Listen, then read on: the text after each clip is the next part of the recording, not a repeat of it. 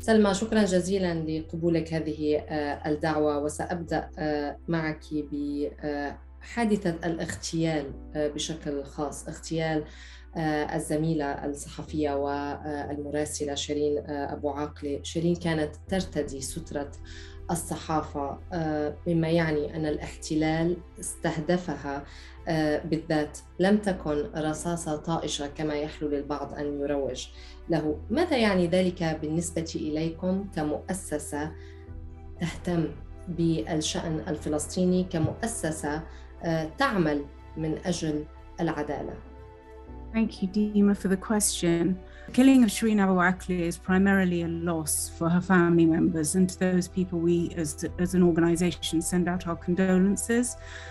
But her killing is also a blow to those many hundreds of thousands of people who watched and admired her as a journalist. She was a very familiar face to all those who watched Al Jazeera.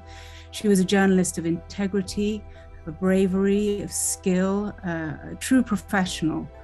And it is the nature of the way in which she was killed which really got our organisation more involved in her case, beyond it being a personal tragedy. And it's the nature of the way that she was killed that is part of a systematic pattern of targeting journalists. That is something that our organisation has been working on. And at the moment, all the evidence is pointing to the fact that she was targeted because she was a journalist. She was very clearly marked, wearing a press vest and helmet. And this is far more worrying on a global level, both politically and legally, than the loss of one individual, much as Shireen was lost. The systematic targeting of journalists has implications which go beyond the loss of Shireen Abu Akleh, much as she was loved and admired, because what is very worrying about, so it's sadly the killing of Shireen Abu Akleh was not a lone event. It wasn't the first time that a journalist has been killed while carrying out their job, when marked and clearly identifiable at close fire by trained soldiers. This is part of a pattern that we have been seeing at ICJP and has been monitored by groups working with journalists globally. There has been a pattern, particularly for the journalists that we are, as the International Centre of Justice for Palestinians, are observing, with Palestinian journalists being wounded and killed while carrying out their jobs, that is on the rise. It's a trend that is increasing. And the two shootings in Jenin yesterday are the latest, and they shouldn't just become statistics. They're not the first cases, but we as an organisation would like them to be the last.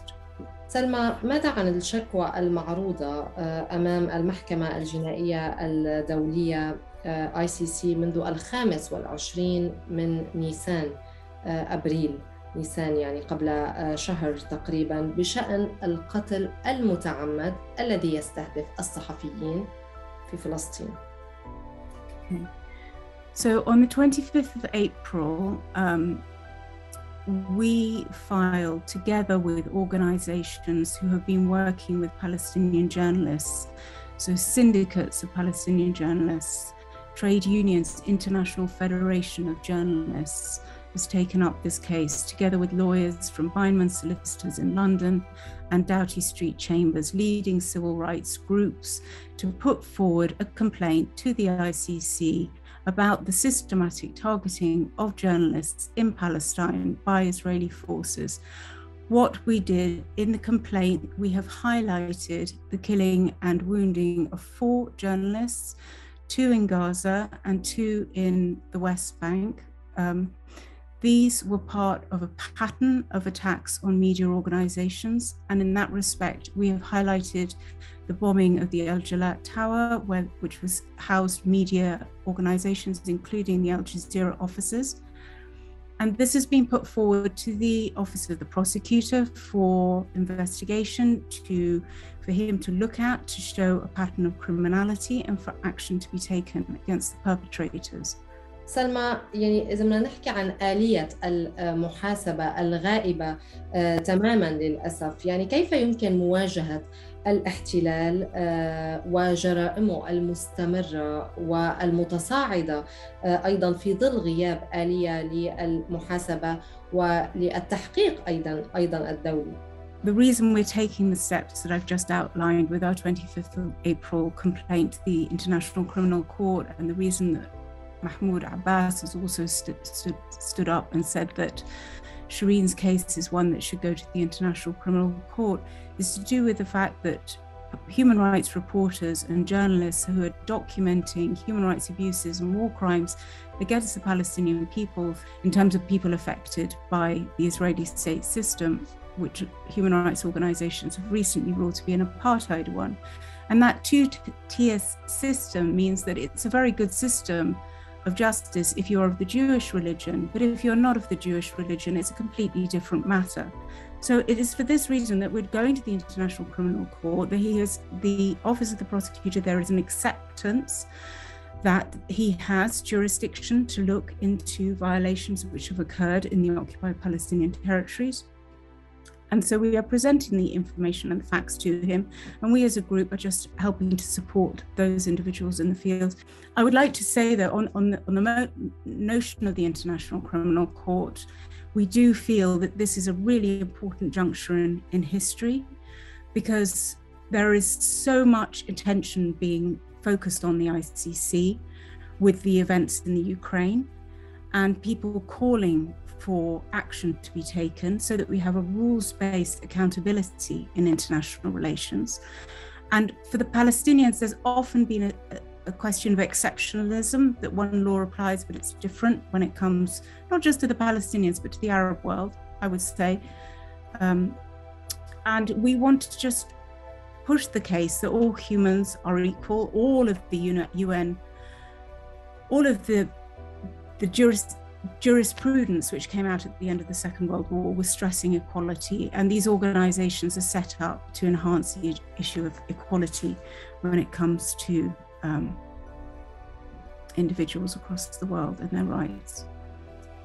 سلمى، المركز الدولي للعدالة من أجل الفلسطينيين الICJP قال إن مقتل أبو عاقلة وإصابة الصحفي علي الصمودي بالرصاص يسلط الضوء على الحاجة إلى اتخاذ إجراءات عاجلة من قبل المحكمة الدولية، المحكمة الجنائية الدولية طبعاً. ما السبيل إلى تحويل هذه النوايا إلى وقائع وخطوات عملية في سبيل العدالة؟